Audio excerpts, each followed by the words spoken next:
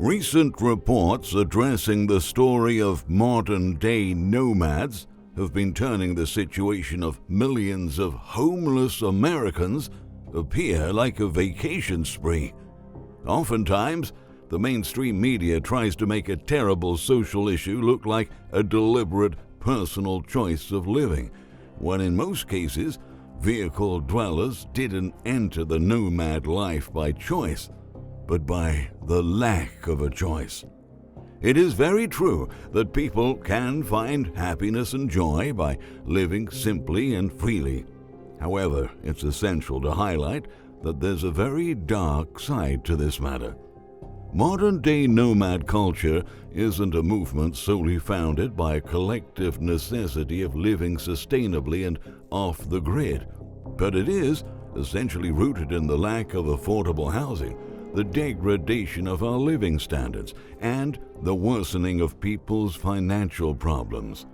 As the economic collapse has recently put millions in unemployment, while downsizing the wages of those who somehow were still able to keep their jobs, personal financial catastrophes have become the new normal, and we cannot mistake our population's growing inability of affording rent with a genuine desire of adopting a nomad lifestyle.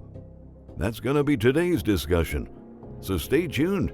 Don't forget to leave a thumbs up and share this video. Subscribe to our channel and turn on the notification bell to keep updated with future videos. Recently, several articles reporting the rise of modern-day nomad culture have been describing the journey of vehicle dwellers as if their current housing arrangement is merely a result of an authentic decision of making a dramatic change in their lifestyles. But what the mainstream media has been failing to expose is that more often than not, this move is rooted in economic desperation. When people fall on hard times, their ability to afford rent and maintenance expenses is considerably compromised.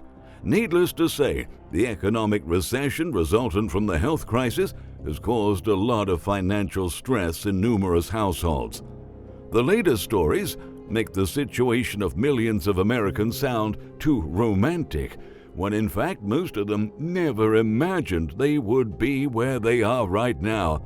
Ever since the health crisis started, it was possible to see an increase in the number of cars parked on city streets, campgrounds, and deserted areas, and we will probably continue to see this phenomenon for a long while, as more and more Americans have been living in vehicles and starting to live as nomads. However, it was never their plan to start off that way. I wasn't prepared when I had to move into my SUV. The transmission was going. I had no money saved. I was really scared, disclosed April Craren, 52, who lives in a new minivan, a 2003 Toyota Sienna. In a recent interview, she revealed that she has found herself homeless after a sudden divorce in June 2020, which has exacerbated her depressive disorder, for which she receives $1,100 a month in disability benefits. She currently has no toilet, no shower, no refrigeration. But living in her minivan sounded like a better alternative than living on the streets. I could have gotten an apartment, but in a crappy, unsafe place with no money to do anything at all, she explained. Before the outbreak started, in the city where April used to live, Nixa, Missouri, the average rent for an apartment was $762, a little less than the national average. But just as almost half of all U.S. renters, she would have been financially devastated by that cost. It's understandable that after a job loss, a divorce, and the event of a global health and financial crisis, someone can easily be pushed over the edge, just like she did. Approximately 8 million Americans have fallen into poverty since the burst of the outbreak, and many more are being trapped in a spiral of poverty from which they simply cannot escape. In the interview she gave to The Guardian, even though they try to make it seem as if she lived as minimalist at the age of 52, And with mental health issues, it was clear that April didn't choose this life. She was pushed into it due to unfortunate circumstances. She couldn't afford the overly inflated price of her rent, and that price is now the minimum average all across the country. Lockdowns and the constant interruption in business activity have dipped the world's economy into a deep depression. Consequently, that has accelerated the pace of our personal economic deterioration, and we are only starting to see the extent of the damage done so far. If the Great Recession was a crack in the system, COVID and climate change will be the chasm, says Bob Wells, the nomad who plays himself in the film Nomadland. Wells's experience is often portrayed in the media as the standard nomad life. However, he made the choice to live that way, and he had the chance to prepare himself for that. Through his support group called Home on Wheels Alliance, he managed to help several people, including April, to find better ways to survive as a nomad. In 2005, Wells bought the domain name Cheap RV Living and started posting tips and tricks about vehicle dwelling. All he ever wanted was to offer his readers a new perspective for them to find a better life. But 4 years later, after the Great Recession displaced over 10 million Americans, traffic to his site exploded as many started to show interest in the nomadic way of living. What Bob did was essentially turning information that would keep people out of complete homelessness while also managing to live sustainably, available and accessible for the public. No wonder why, when he created his YouTube channel, also named Cheap RV Living, in 2015, it also became a huge hit. But in essence, the newfound interest in the nomadic lifestyle is not a choice for many. It's a reflection of America's affordable housing crisis. In a recent article posted on the Organic Prepper website, Robert Wheeler has perfectly pointed out that this increasing interest in van life that the mainstream media often refers to is not some petty bourgeois fantasy being realized by privileged middle-class white kids able to go home at any time. It is the necessity of formerly middle-class, working-class, and poor people all across America who are out of work or are working but just cannot afford housing. The truth is that after the U.S. economy started to collapse, several individuals that used to have a comfortable middle-class lifestyle have fallen straight into poverty. As inflation has been keeping prices up while our personal income and our living standards are being gradually downgraded, affording rent is becoming incredibly difficult. But it's important to keep in mind that vehicle dwelling isn't as simple and easy as some make it sound. In states like California, which has the nation's largest population of unhoused people, it's not unusual to see people sleeping in their cars at night. Full-time workers, couples, and families who can't afford the state's high cost of living have been left with no other option other than making their vehicles their new homes. Recent data suggests that the state has more than 130,000 unhoused people, and tens of thousands of them have been finding shelter in vehicles. However, in several counties, car dwelling is illegal.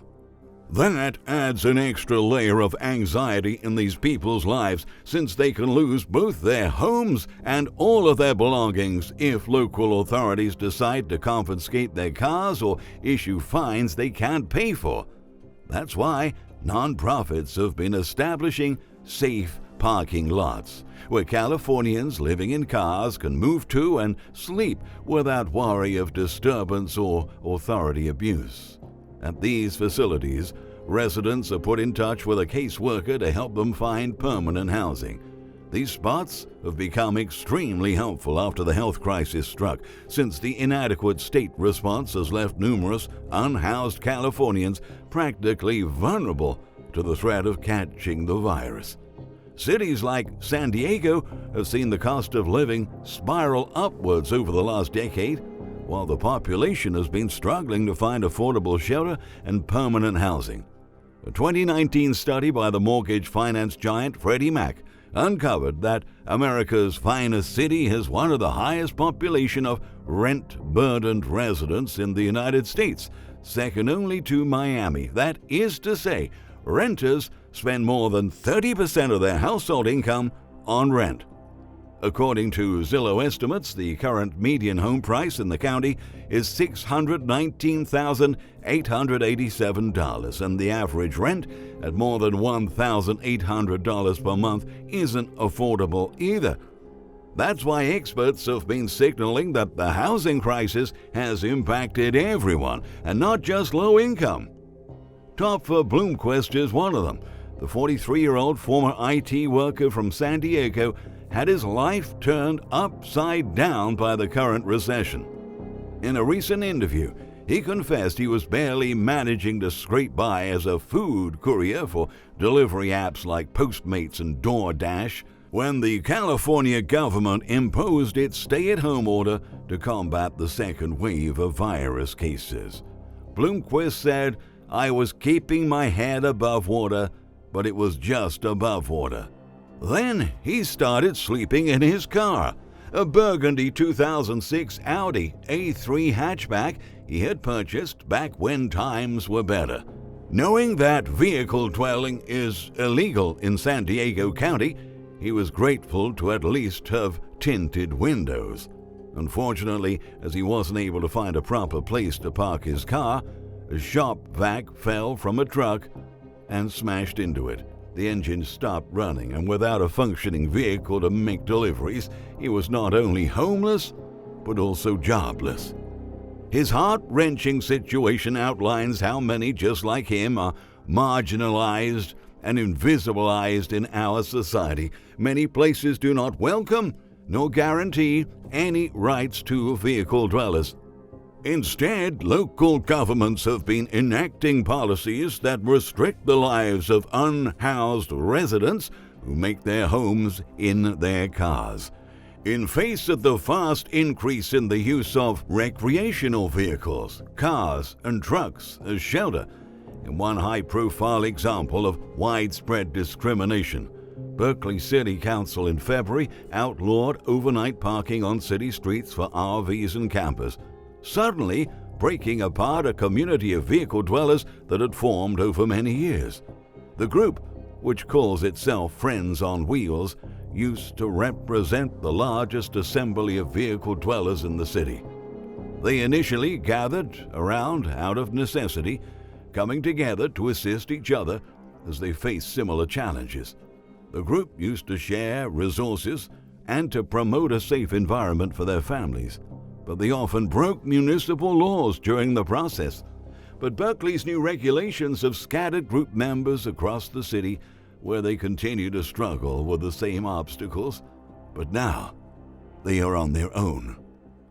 Although minimalism is a valid and authentic lifestyle for some, others have fallen into it due to unfavorable events. It's important to separate those who have a genuine desire to perform a change in their lives by avoiding empty overconsumption, and those who have lost almost everything. In his argumentation, Wheeler elucidated a very important aspect of this discussion that we cannot ignore. Wheeler saying, minimalism is being promoted to prepare the Western population who are used to high living standards to accept those that are much lower. Why do you think we continually see articles promoting insects as a legitimate dining option? Why are the Great Reset promoters at the World Economic Forum telling the public that they will soon own nothing and learn to love it? He asks. We have to remember that the numerous crises we are facing right now come as a result of our leaders' unresponsiveness to our struggles.